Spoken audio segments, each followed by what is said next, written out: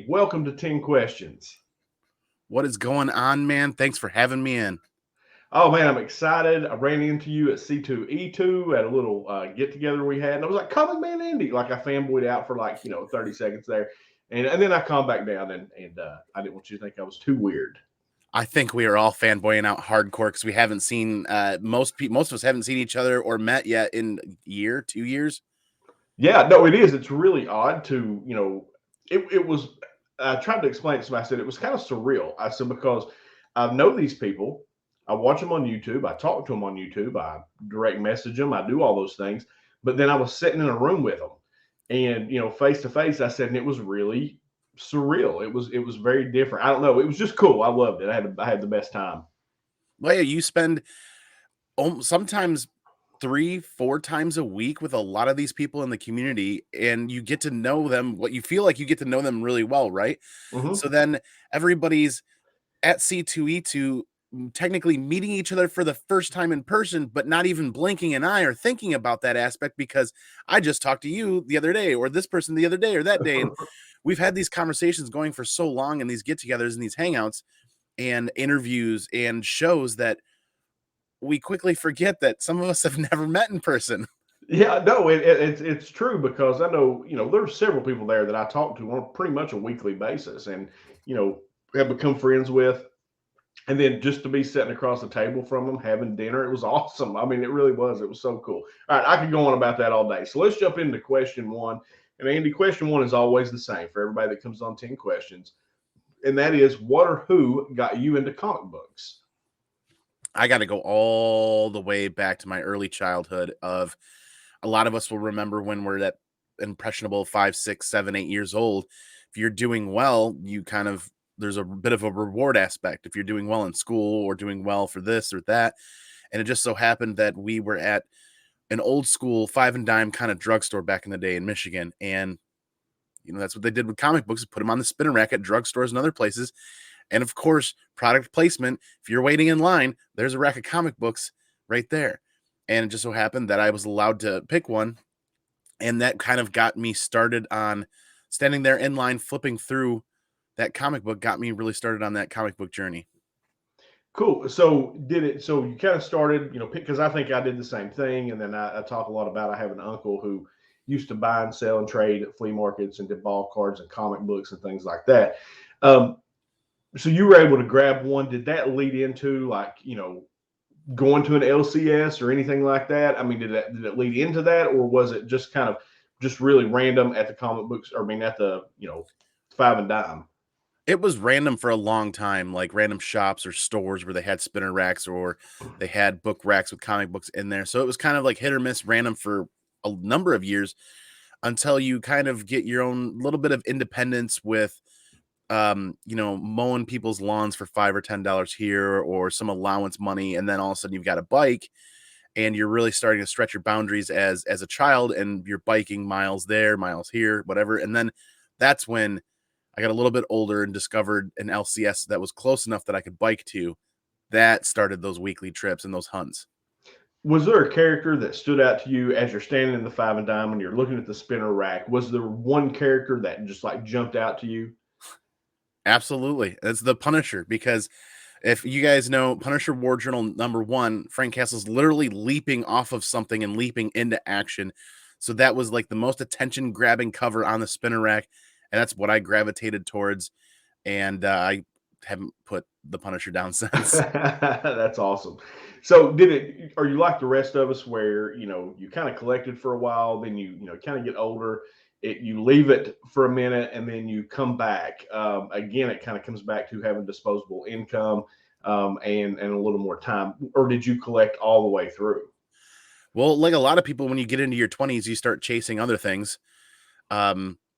Other real life things, if you will, and comic books don't travel. So if you start moving and traveling and going other places, they either end up in a storage unit or they stay in your original childhood bedroom. So I kind of took a little bit of a break in my 20s, and then getting back into comic books, I think it was pretty much that disposable income. I get comfortable in my monthly budget, paying for what I need to, and then I started realizing, oh yeah, there's my old comic book collection, or I want to get back into it. And it just kind of became one of those things where with every little extra $10 or $15 that I had in my pocket, I was going to grab some books that I haven't seen in a while. So when you got back into it, how long have you been back into it now? Oh man. Probably 11 or 12 years I've been Oh, wow. back Okay. into it roughly. If I have to focus really hard on a target date, it was probably somewhere around 2009, 2010 that I got back into picking up Punisher books, because when I dipped my toes back in, the only thing I was buying were Punisher graded slabs. Mm-hmm. And I worked on my original runs of Volume 2, Warzone, War Journal, things of that nature. That's all I did. I told myself I knew it's a super slippery slope with comic book collecting. I didn't want to fall face first right back into everything. So I only let myself buy Punisher books for probably from 2010 to 15, 16, 17. So probably a 5, 6, 7 year window of only Punisher books. Cool. So, and that brings me to question two is, obviously the Punisher is one of your, if not your favorite character, one of your favorites. But I noticed that you seem to trend to like some variant covers as well as maybe like more indie titles like Saga, for example. I know you're a huge Saga fan. Like, how did that taste develop towards those types of books? So that's really interesting because being a Marvel reader for so long as a kid growing up, I also, while going to the local comic shop in that time frame in that 90s, that's when they had the big boom of Image Comics, right? Hmm. And all of those guys splitting off and creating their own thing and creating a lot of indie titles. So they had a ton of great reads growing up in the 90s that were really sci-fi heavy, that were really think Matrixy, kind of before the Matrix, and what else? Stuff that I would really gravitated towards, sci-fi, space kind of adventure stuff, and I really liked that. And it blew my mind that I could read and enjoy comic books in this fashion and not necessarily it be superhero related. So I originally started with the Marvel aspect of things, and then when the indie stuff really hit the scene with Image, I got into that. But then after I took that break, getting back into indie books was kind of eventually you're just walking around the LCS and you're like, what else is out there? You start trying to expand your horizons. And getting back into comic books at one point was a situation where we were told that we wouldn't be able to start a family. So we kind of sat back that day, sat in the bar, got some lunch, kind of started creating a new 5-year plan. I was like, I want to get back into comic books heavy, not just like picking up my Punisher books here and there. Didn't really feel like comic book collecting to me. It just felt like my personal collection. So I wanted to get back into comic books like I remembered back in the day. So walked into my LCS. I said, "Hey, it's been a while. What did I miss? What is my absolute must read right now?" Every person in that shop pointed right at Saga. Oh, okay. Well, I mean, you're all pointing right at everybody. Said I have to read Saga.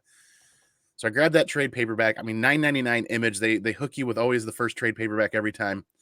Bring it home, open it up, start reading. That if you haven't read Saga yet, the first 2 pages are literally somebody having a child. Oh, wow. So just the universe feels like the universe is kicking me when I'm down. So I took that book, I chucked it across the room, and I'm like, this is frustrating. It's really frustrating. I still have the dent in the wall over there. And I think it was about 2 weeks later we found out we were pregnant. Oh, wow. That just it blows our mind. I picked that book back up, read that series through our pregnancy, and when we had our parental leave, if you will, the paternity leave, maternity leave, and all that jazz. And I sat and I dove into that whole story and reread it again. And it became such a connected journey with our family and with our experience going on. We started collecting it hardcore. And at that time, Saga was between issue 54 and what is issue 55 coming out. And oh my God, like 2 weeks, 3 weeks. There was quite a lull. So people were finding or selling entire collections of Saga or all of the keys here and there. So it just became all right, we're adding this on the radar. Then we got a full run of raw books. And then it's like, now it's time to start looking at a graded set. And we've just been working on a graded set for, I mean, I haven't stopped buying Saga books. What a fantastic story, man. I mean, I'm sure you may have told that before on your channel, but I don't know that I've heard that. And what a fantastic story.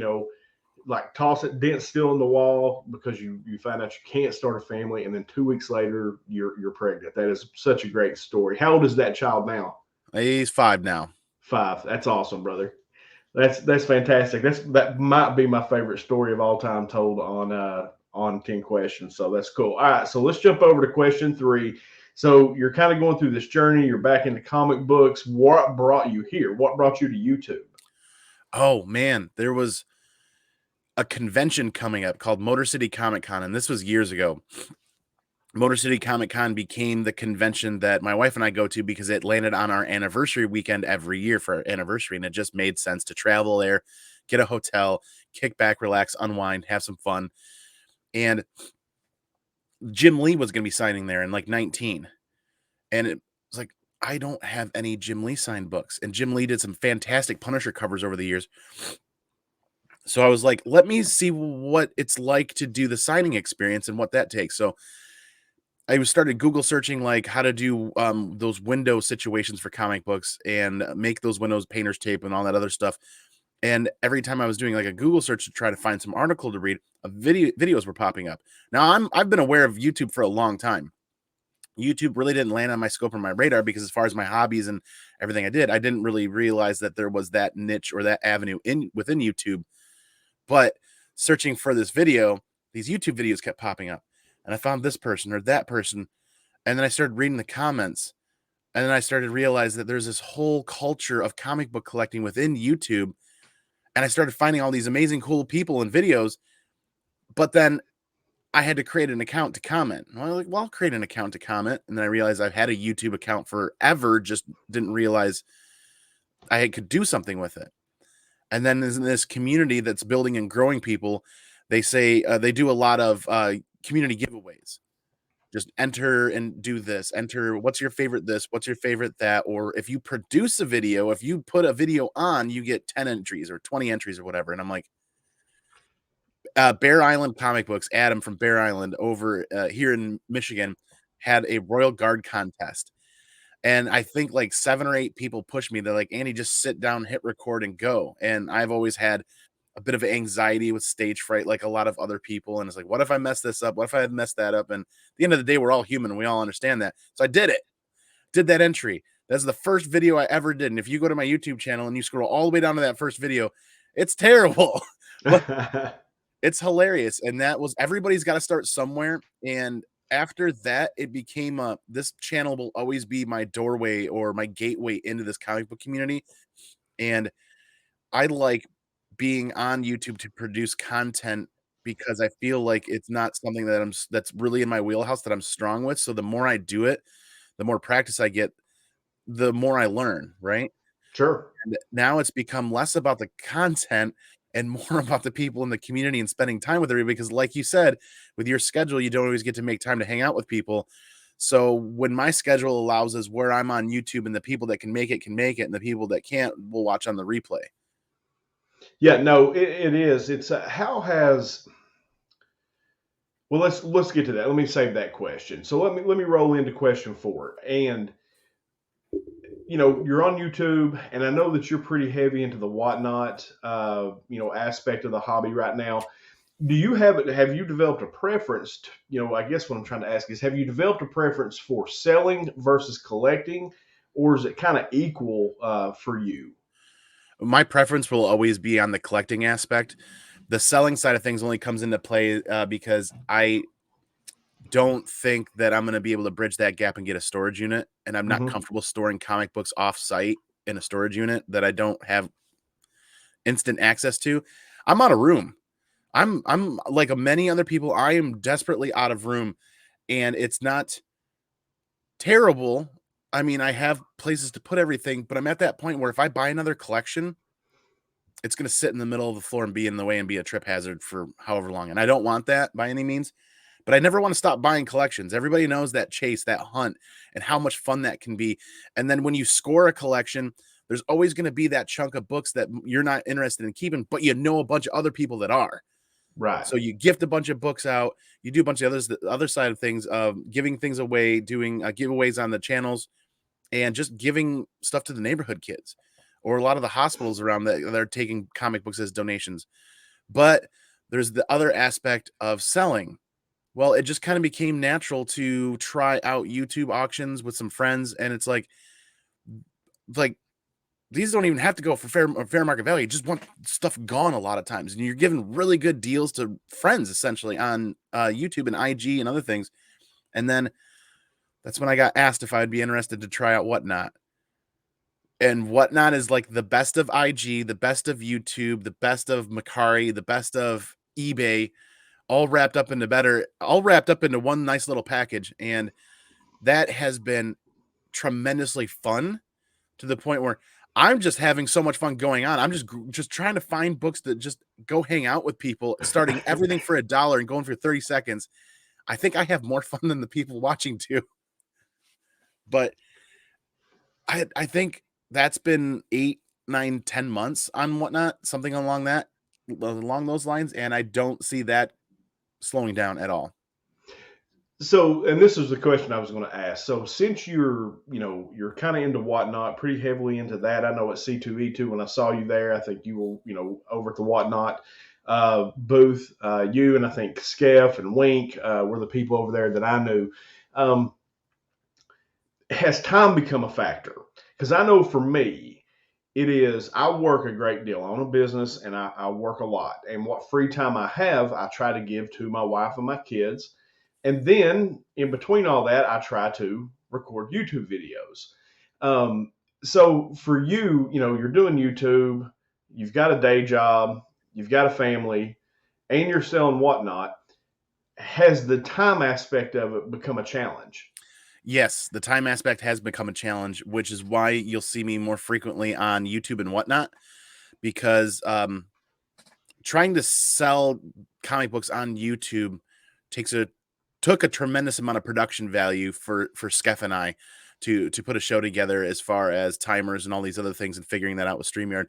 Whatnot, I literally just last night for New Year's Eve celebration pulled 10 books plus a giveaway, did 30-second auction, and the only reason why I wasn't done in less than 30 minutes was because I was hanging out and yakking with everybody and having such a fun time.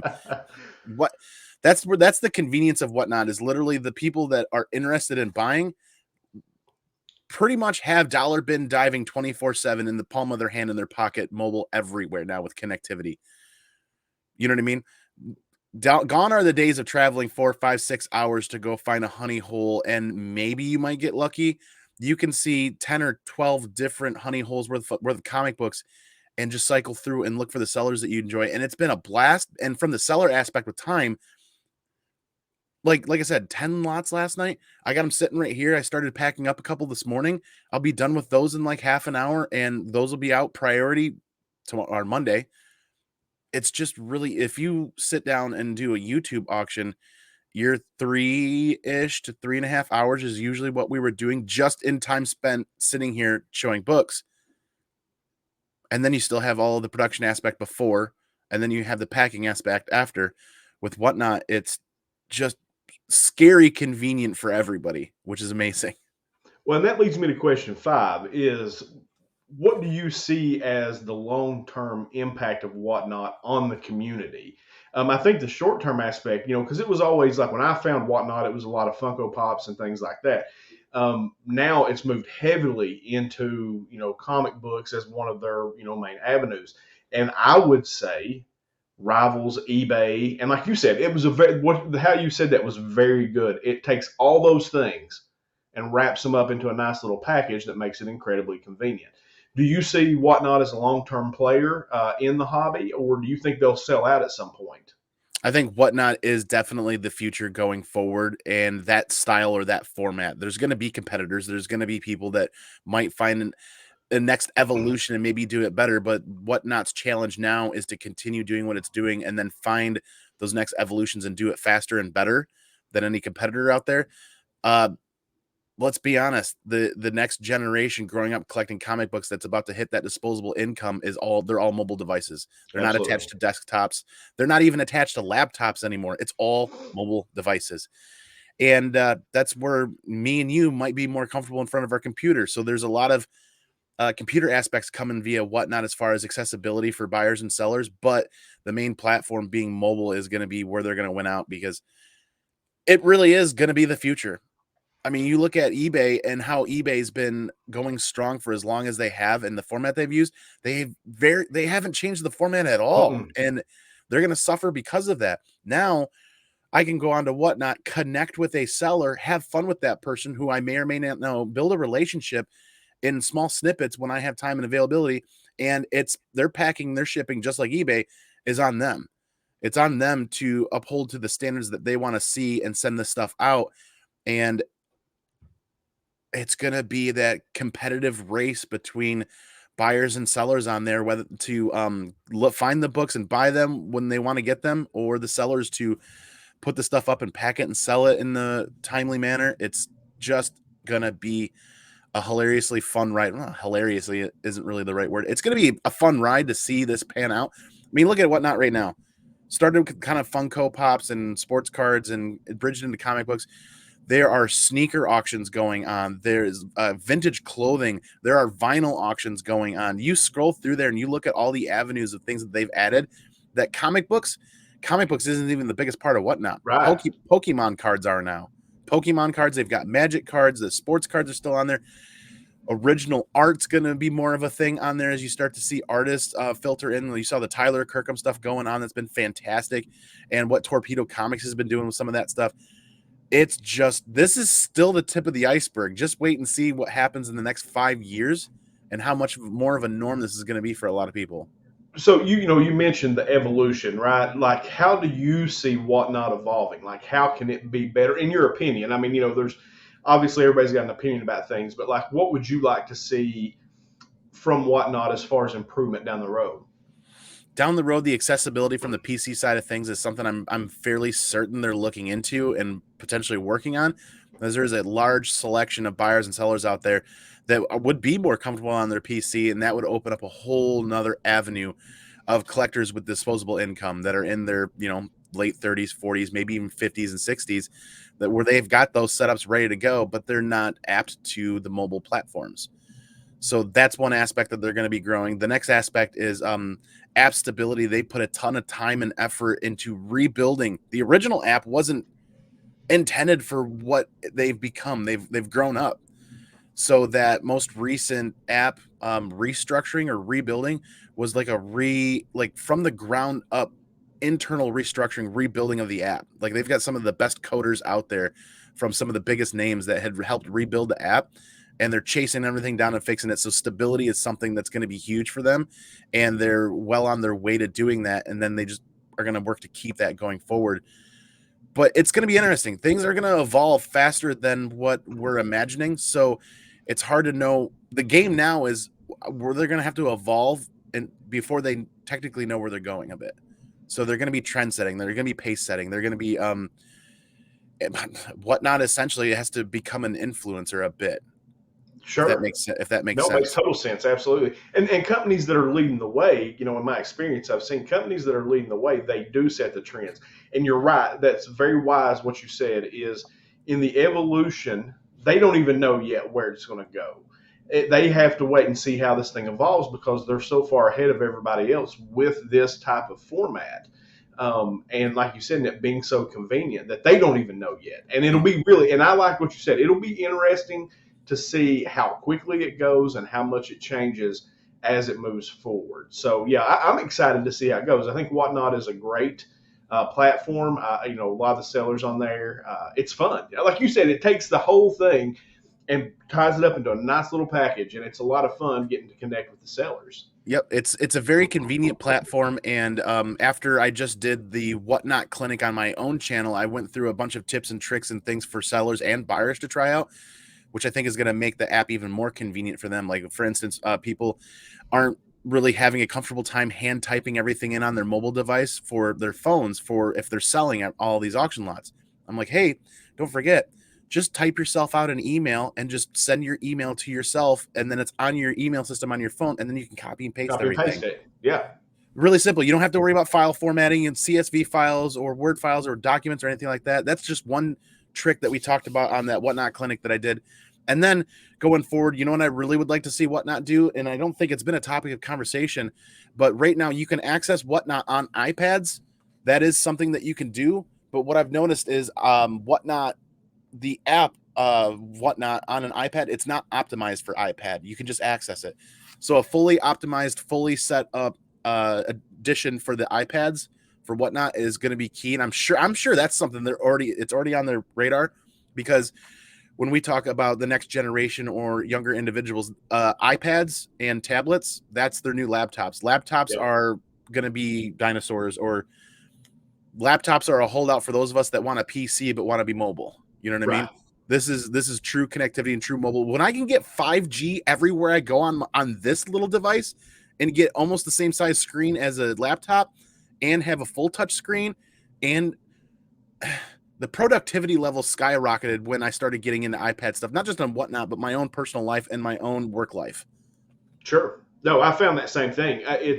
I'm like you. I've got 1 foot in the old way and I've got 1 foot in the new way, I mean, like how things are going. But, and again, with my business, I have to stay in the forefront of technology to be, productive. That's one thing that, like, the whole COVID thing did, was it showed people a more efficient way to be productive. And that's one thing you're going to see. I think, like you said, I think it's very wise. Again, what you said, the future are the mobile apps or the mobile devices. That's the future.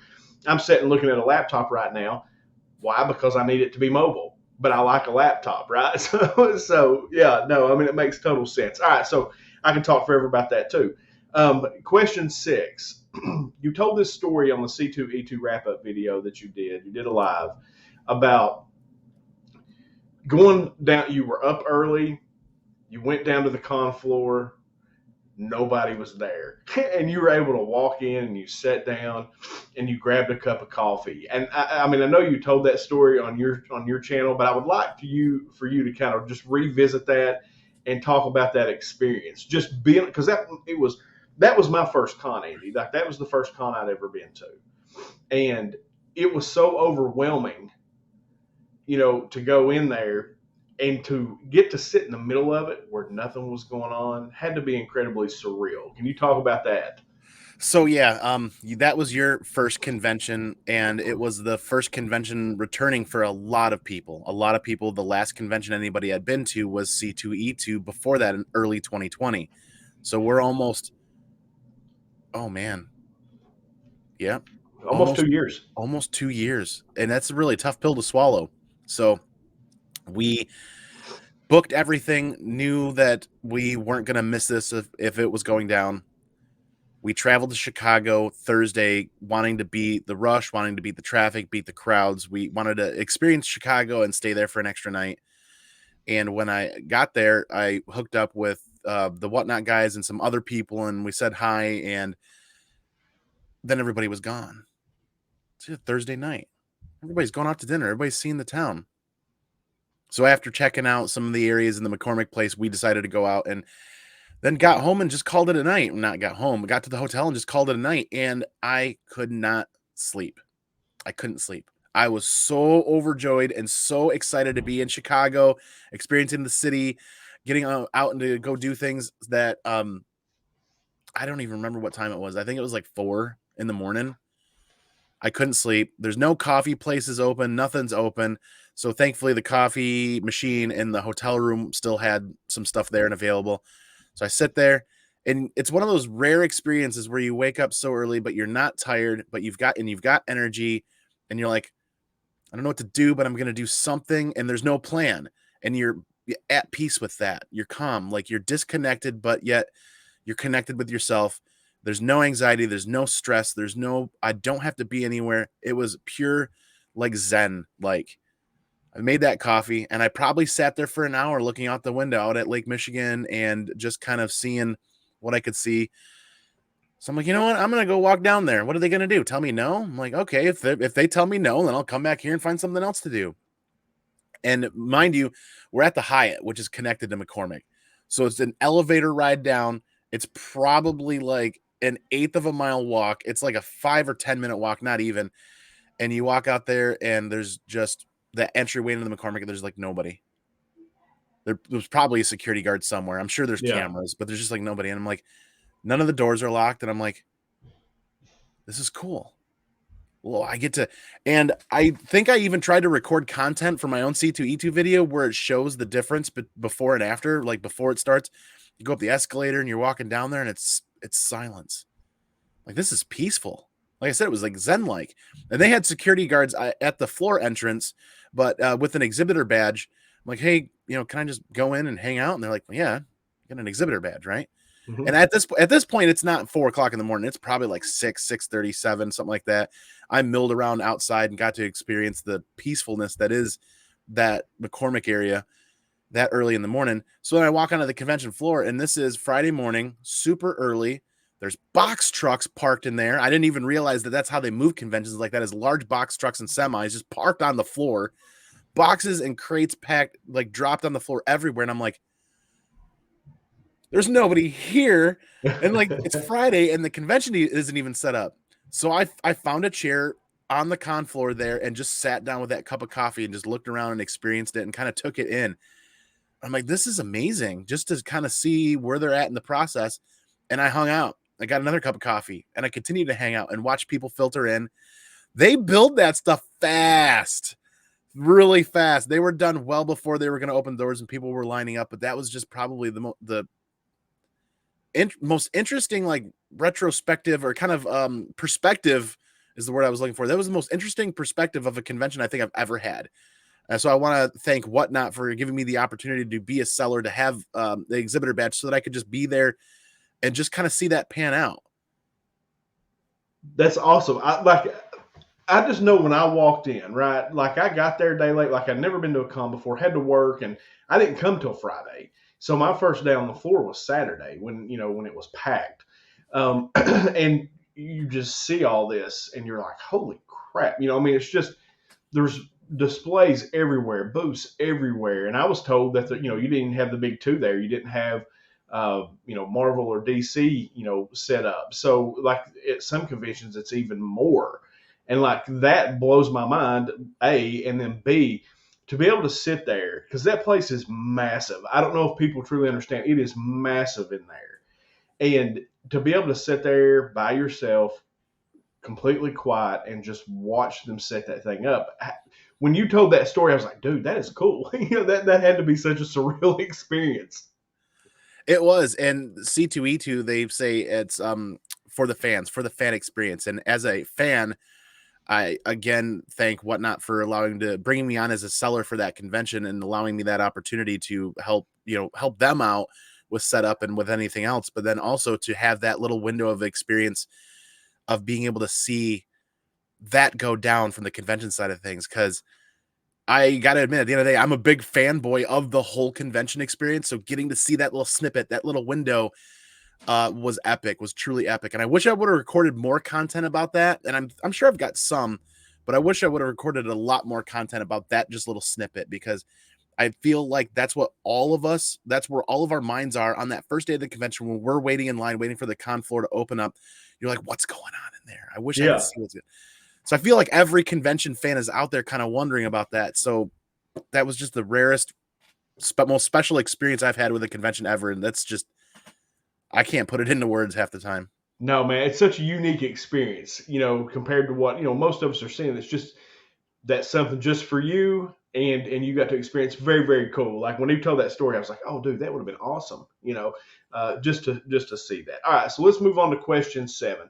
And kind of sticking with, kind of the comic book industry, like what do you see as the challenges moving forward, with this hobby? Because, you've seen this kind of explosion in prices the last couple of years. I think a lot of it had to do with COVID, where people were bored and had, extra disposable income. So they put their money towards that. I also think that the MCU and Disney Plus are pushing some of that. Like, what do you see are the biggest challenges moving forward for this hobby? This is going to be a tough question to answer. It's going to be kind of really opinion based, and it's going to be very multifaceted. Sure. Like you said, I agree with you. The additional time that people had available and additional income beginning of 2020 is really kind of what led to a lot of what I consider price spikes. There are always going to be key books that when they see those price spikes, they'll plateau and they'll hold. There's always going to be those blue chip books that are going to hold value. but a big portion of the comic book collection or collective as a whole, there's going to be a lot of books that we're going to see on a downward trend. Darth Vader 3, first appearance of Dr. Aphra, is on a downward trend. Not heavily, but the book has seen probably a reduction of anywhere from, I wish I knew the numbers off the top of my head, like 20, like around 18 to 20%. Yeah, I was going to say 20 is what I saw. Yeah. So just off the top of my head, I'm in that, and it's buying season for a lot of us. It's buying season post holidays, and it's like, if I'm going to build my collection, I want to do it as efficiently as possible. So I'm targeting in on this time frame now to buy, because let's be honest, a lot of that disposable income for people isn't there anymore, and neither is their time. A lot of people are back to work and working harder and more than they ever have. So now one of the difficult challenges for comic book publishers and comic book artists and writers is they're gonna have to stay solvent. They saw a boom in everything that's been happening, but now they're gonna have to stay solvent the next couple of years, stay liquid. They're gonna have to keep flexible. They're gonna have to keep a level of flexibility that, or get back into that level of flexibility for a little bit of a slower time, in my opinion. I think 2022 and 2023 is going to be slower for print comics, but probably going to be a little bit better busier for digital aspects, like where they're going with Substack, and they've tried that avenue. I think where printed comic books are going to do better is going to be the collectible side of things still. We'll see some stabilization. Like we said, values are always going to fluctuate depending on what's happening in the market, but those new comic book day books on Wednesdays, I think that's going to be a bit slower than what we're anticipating over the next 2 years. I mean, look at the supply and demand for raw materials and the effect that that's having. There's that aspect. God, there's a lot of different things to talk about and think about it as far as this, but I know a lot of people, even myself, really want to cut back on new comic book days on Wednesdays, and we want to focus on this portion of the season to buy and build, like, continue to build my Saga collection. A lot of back issue stuff and a lot of graded books is really where we're at. Like, I'm heavy into sending stuff to CGC right now because their turn times have gotten better, and they grown quite a bit into that big boom of graded books over the last year and a half. Yeah, no, and I agree. I think everything that you said was spot on. The biggest issue for people, the biggest one in the short term anyway, I think you're going to have a lot of people that bought books at these really elevated prices and are going to have to move them, like you said, to become solvent. They're going to have to take some pretty big hits, and I think that's a challenge for any collector.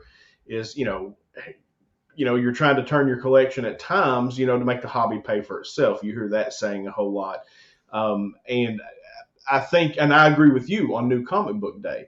I've moved more towards digital on New Comic Book Day. And I'll pick up a few books here and there. Like, I might read something digitally and decide I want it, that it might have some long-term value, and I'll go and pick up an actual paper copy. But like you said, the raw material aspect of it, the supply and demand issues, the supply chain issues that we've seen over the past year and a half are really impacting, because you'll get some of these books now and the quality of the paper is just trash. Mean, it's just, you're like, that's awful. And as a collector, somebody who likes to hold the book in their hand.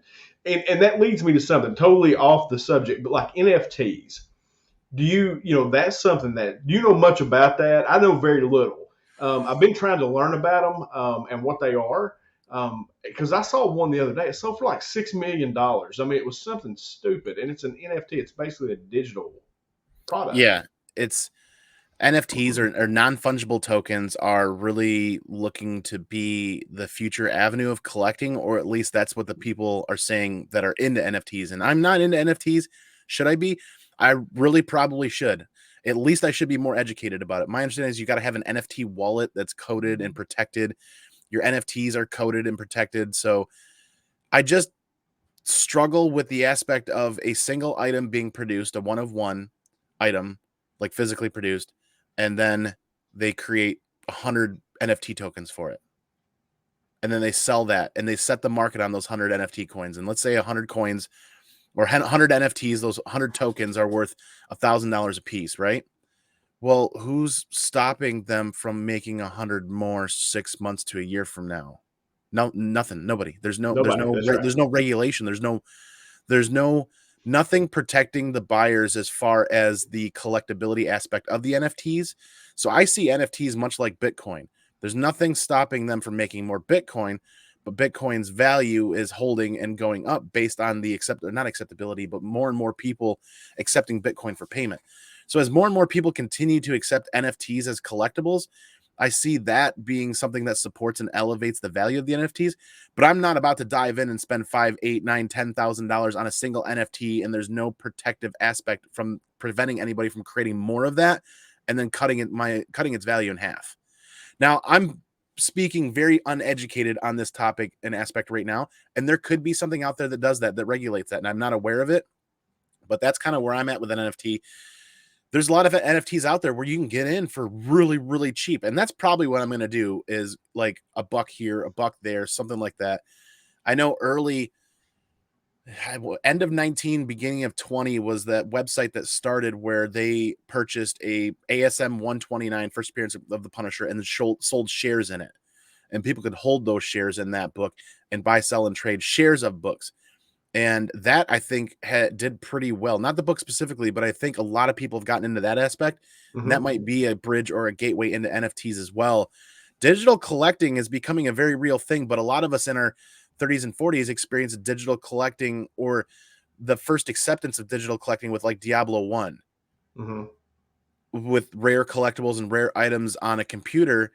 And then it became avenues and countries and areas out there that would digitally farm these items to create them, set the market, sell it at a certain price, but nothing was preventing them from creating more by putting time in. Just the code of the game that says, well, you can only create this for X amount of times or X amount of hours, which helped set the value or maintain the value. But that still was one of those things where you're playing that game and it's like, well, if I really want this, I could buy it, but why would I put real money into something that I'm not going to keep over time? Unless I could dig up my old Diablo 1 login codes and re-download the game, and that stuff might still be there, but I'm sure at this point they've deleted my stuff. Right. Well, no, I have a hard time, and maybe it's my age. I mean, I would guess it's my age, but I have a hard time. If I'm collecting something, I want to be able to hold it. I want to be able to touch it. I want to be able to, I have a hard time with like I said, 1 foot in, 1 foot out. It's with the technology and the digital age. And it very well may be, because I like trading cards too. And there's a lot of trading cards out there that are digital now that are supposed to be one-of-ones. But like you said, I don't know anything about it either. I thought I might ask you since we were here. Well, it's a really interesting concept that I think is probably going to continue to do well and really could be the next evolution of collecting, digital collecting being the next evolution of collecting. Because think about what our norm is right now here today. We have a home, we have a family, we have storage.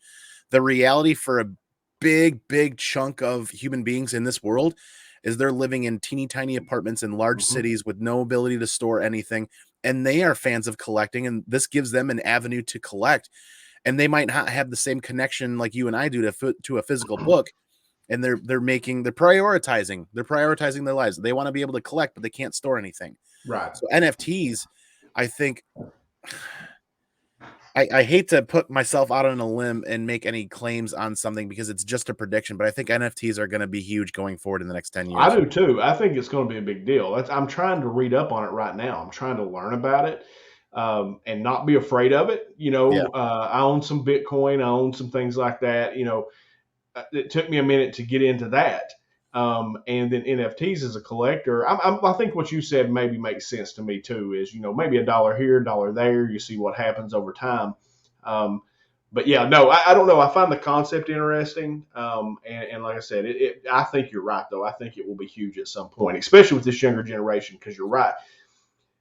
As a comic book collector, and you said it earlier in the interview, you're running out of space right now, and same thing. I've kind of changed my collecting habits because of space. I just don't have the space to collect all this stuff, and to be able to, and younger generations don't care about stuff anyway. Like, remember when we were kids, it was like you would collect CDs or you would collect DVDs or you would collect those things. And now people just collect those online, streaming services. Yep.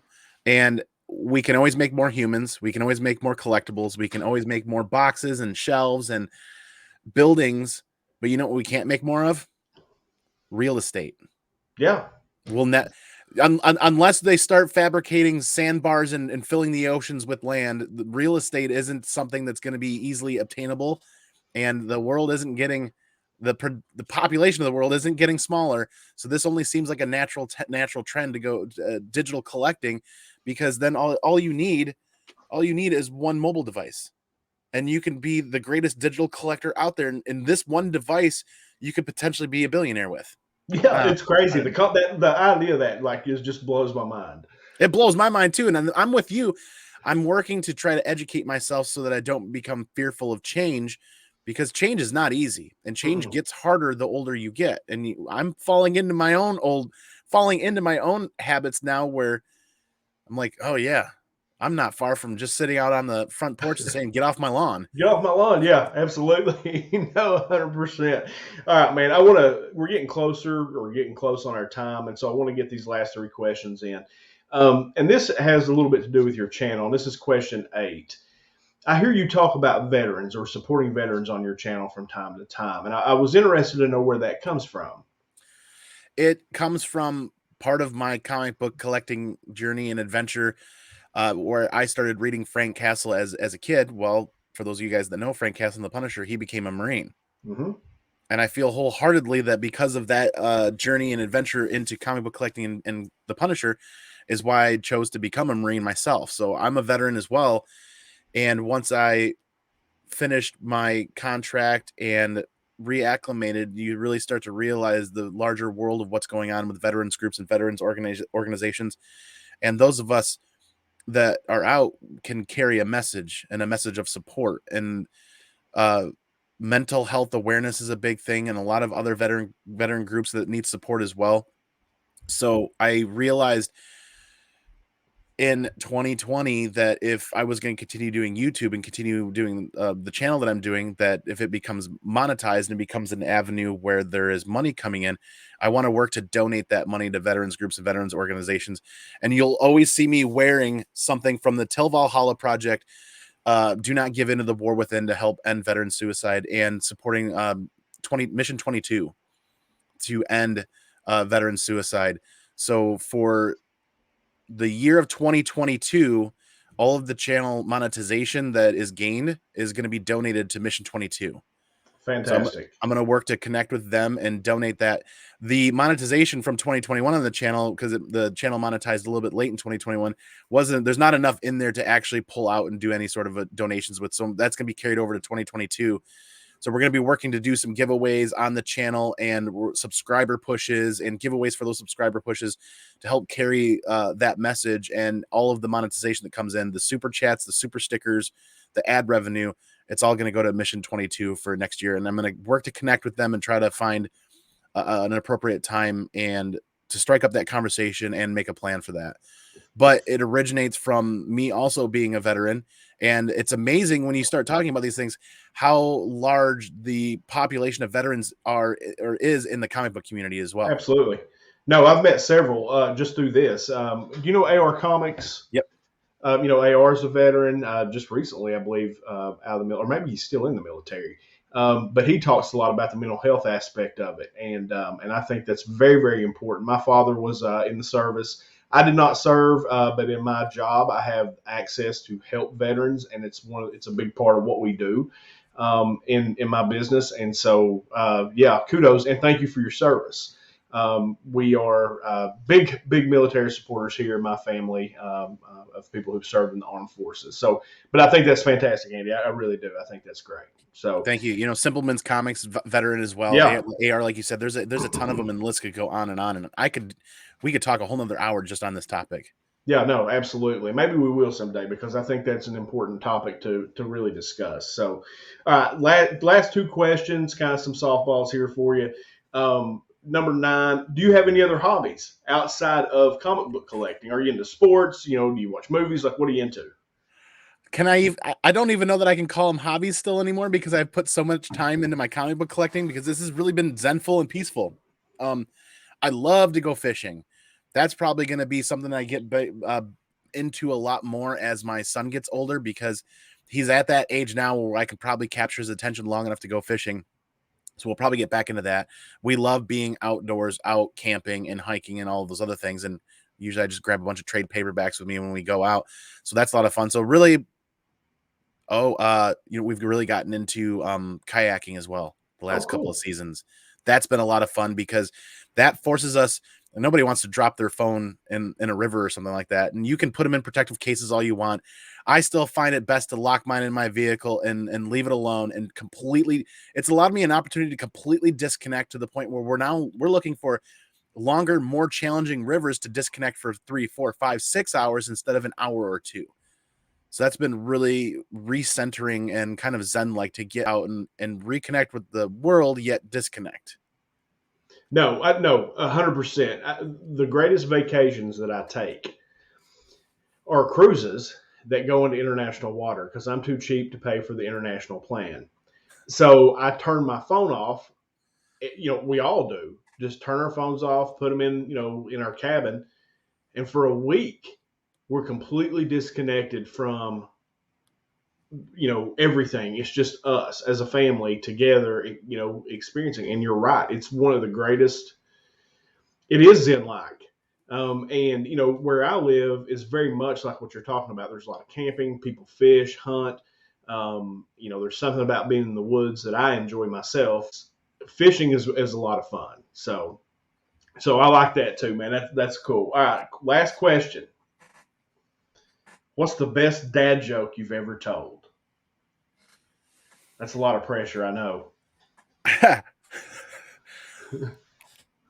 Oh, the best one ever. I'm focusing on it and I'm trying to think if there's anything better yet, but I don't think there is. And it's still my favorite because the reactions that I get from people that aren't aware of this one yet, you kind of walk up to them and be like, "Hey, so-and-so, I'm really curious. And I'm wondering if you can help me out with this thought process or this idea. I'm trying to figure this out. Do you know why the Norwegian Navy puts barcodes on the side of all of its battleships?"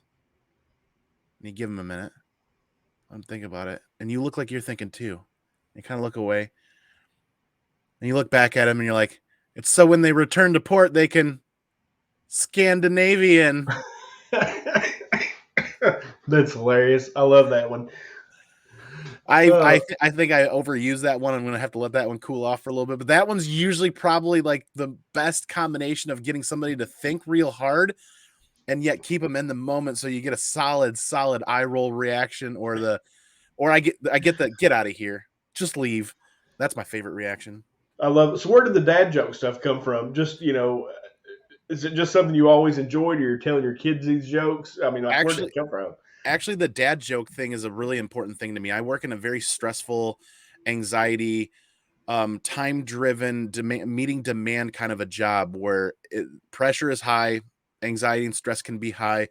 So when you're interacting with coworkers or interacting with senior team members or customers even, stress can be high. There can be a lot of tension. So I found myself in my role with these interactions. I need help sometimes, or I need information. And when you're going to do this, sometimes you become a detractor from the situation that's happening, and you become something instead of being something of support to find a goal or reach a goal for a mission. You're there to be a support element, but sometimes in the moment you can be a detractor, and you can actually have a negative impact on a situation. So it became a challenge to find a way to connect with people in moments of things. So because we're all working towards the same end goal and we're all trying to find ways to fit in. So in my professional life, in my career, it was easier to find an icebreaker that's not work related, that kind of catches people off guard. And more importantly, I feel like it cheers people up. If people are having a rough day and you're walking by, and even if they hate the dad joke, it cuts them off from what they're feeling bad about or whatever they're doing. It's an icebreaker. I think it cheers people up. And I want to leave this world knowing that I positively impacted people as much as I could at my career, at my job.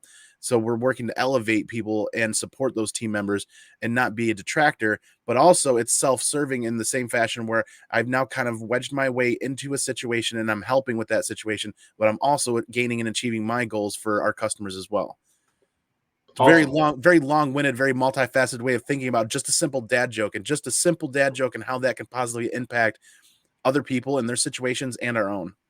No, fantastic, man. That's great. I wasn't expecting that answer at all. Like that is, but you're right because my job is very high stress too. It's very demanding. It's very high paced, and just a quick jolt of laughter can change your entire day. It really can. I mean, and that's and the dad joke. I may have to take that up with my staff. Like I may have to, start telling dad jokes to my crews. So here's the funny thing too, when you look at laughter, and if you start doing research on laughter from a medical standpoint, the endorphins and the chemicals that your brain releases when you laugh and what that does to your body, it's much like pet owners or people that in the pet industry realize that petting a dog in a stressful situation can actually calm you down and actually alleviate stress. It's kind of the same fashion. Laughing will help alleviate stress. Laughing will help break tension. And so that's kind of one of those things where I'm trying to research that more and see how I can utilize that more. Yeah, no, man, I love that. All right, my brother, that's been the 10 questions. That was great. I absolutely enjoyed that. I know we had a little bit of trouble getting our schedules together. I ended up having a meeting and emergency board meeting that I had to attend, and so that's why we didn't do this last week. But Andy, I thoroughly enjoyed that, man. That was a lot of fun, and I appreciate you coming on. I love it, man. Thank you so much for the opportunity to be on your channel and to connect with your viewers. And I'm really looking forward to seeing more of everybody. Cool, man. All right, guys.